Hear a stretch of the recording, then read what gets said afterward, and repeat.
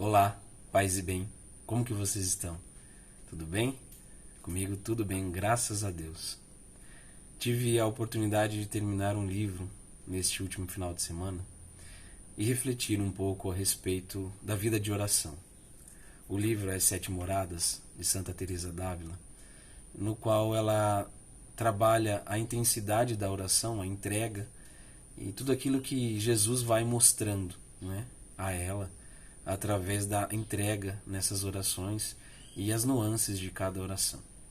Ao final do livro tem suas exclamações, e na 16ª exclamação, né, na página 233, tem uma citação que me fez refletir muito e traz um pouco da logoterapia a essa conversa, e eu gostaria de ler para que vocês também possam tomar parte e acompanhar aquilo que eu vou raciocinar a partir da logoterapia, né, em cima dessa citação.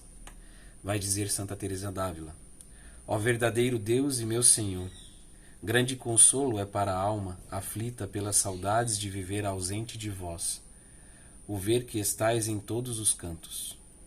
Mas quando crescem a violência do amor e os grandes ímpetos deste pensar, deste penar, que aproveita esta lembrança, meu Deus, se o entendimento se perturba e a razão se obscurece, a ponto de se tornar incapaz para conhecer esta verdade. Já não pode entender nem conhecer a si mesma, só se vê que está apartada de vós e nenhum alívio aceita, porque o coração que muito ama não admite conselho nem consolo, senão do mesmo que o chagou, porque só dele espera remédio para a sua pena. Quando vós quereis, Senhor, no instante sarais a ferida que haveis dado. Até então, não há saúde nem gozo possível, a não ser a alegria que se tira do padecer tão bem empregado. Ó verdadeiro amigo, com quanta piedade, com quanta doçura, com quanto deleite, com quantas dádivas e com que grandíssimas mostras de amor curais as chagas que com as flechas do mesmo amor fizestes. É bacana olhar para o sentido da vida, terceiro pilar da logoterapia. Nos traz a autotranscendência, nos traz essa questão de realmente se ter um suprassentido, se ter um Deus.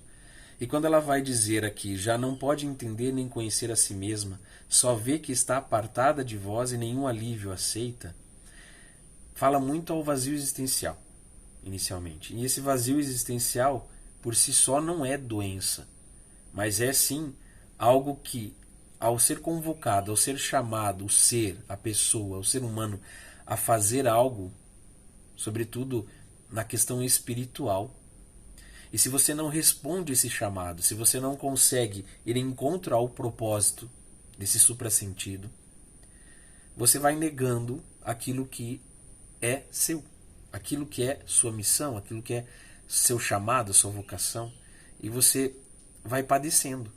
Você vai, aos poucos, fazendo com que esse vazio existencial cresça.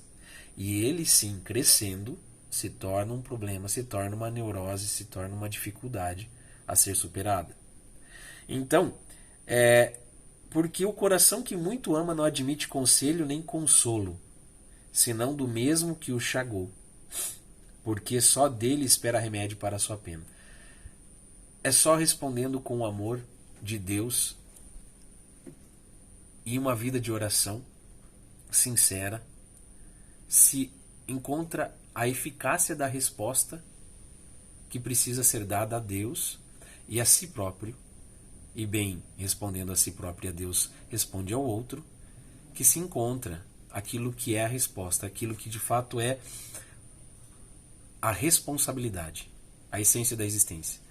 Eu preciso ser responsável por esse chamado.